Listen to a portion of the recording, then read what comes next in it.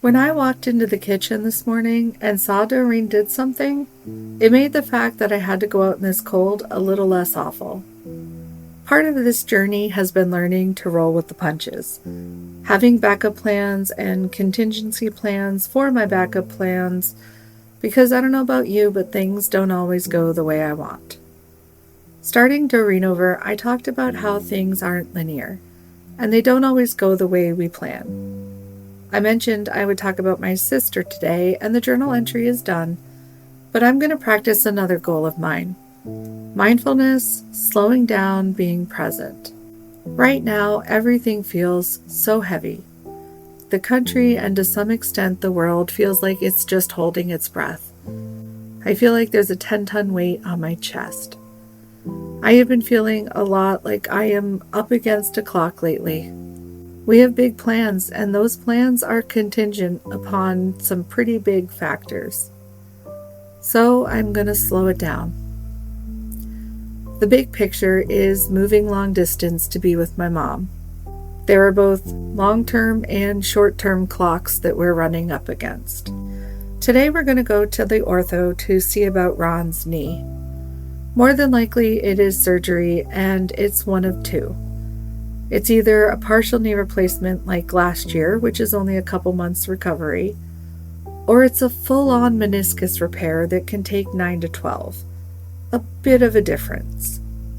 Obviously, I want whatever is best for him, but he wants the shorter recovery. And then next month, we're going for Aiden's nodule scan.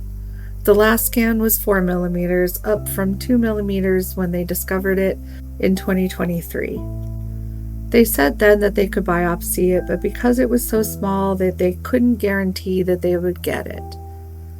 He had already had lymph nodes taken out to biopsy after they lit up, and they were clear, so we decided it seems like an awful invasive thing for a maybe answer. He had been through a lot, so we decided to wait. Obviously, that is a big ticking clock, because if it comes back concerning, they said we have to chase it. I didn't ask what that meant because at that point it was 3 months out, and that was a future thing. If we end up chasing it, whatever that means, and trust me, if you know me, knowing that I didn't ask them what it means tells you how far I have come. The truth is, I can't change whatever is going on inside my son's lung. It's either just inflammation from surgery, or his cancer is back. We had a radiologist one time include likely metastasis. It ended up being a bone infection and not cancer, thank God. But that sentence terrified me. Statistically speaking, Ewing sarcoma is not a cancer you want to get and have a recurrence. Not that there's a good cancer, it's just strictly looking at numbers, it's not great. When he was first diagnosed, I went and started cataloging memories, finding out when I was pregnant, feeling his first kick, labor, delivery, holding him. That's when I realized I was preparing to lose him. And I stopped and made up my mind right then and there that I was not going to do that. Now I sit here with his oncologist saying we may need to chase it, and I'm not panicking. I can't change the nodule, I can't make time move faster, but I can choose what chaos I allow into my life, and I can choose to protect my peace. Last year, I couldn't do that.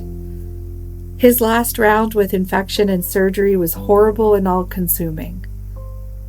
Unfortunately, he will be followed his entire life by his team, and I am sure his surgeon is counting down the days till retirement. Right now, things are heavy, and the clock to move is ticking.